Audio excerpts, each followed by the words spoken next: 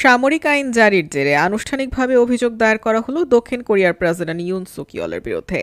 আজ রোববার ২৬ জানুয়ারি এক প্রতিবেদনে এমনটা জানিয়েছে ব্রিটিশ সংবাদ মাধ্যম বিবিসি। দুর্নীতি, ক্ষমতার অপব্যবহার, রাষ্ট্রদ্রোহিতা ও সামরিক আইন জারির ব্যর্থ প্রচেষ্টার জেরে গত সপ্তাহে আটক করা হয় দক্ষিণ কোরিয়ার প্রেসিডেন্ট ইউন সুক ইয়েলকে। প্রেসিডেন্টের বিরুদ্ধে আনা অভিযোগের তদন্ত করছিল দেশটির দুর্নীতি বিরোধী সংস্থা করাপশন ইনভেস্টিগেশন অফিস সিআইও।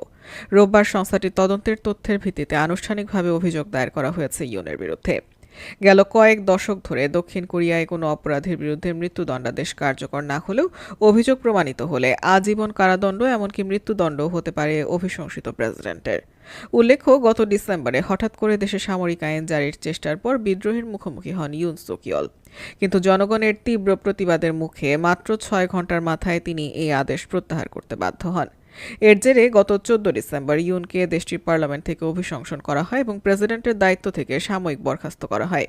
রাষ্ট্রদ্রোহ ও ক্ষমতার অপব্যবহারের অভিযোগে তার বিরুদ্ধে ফৌজদারি তদন্ত শুরু হয়।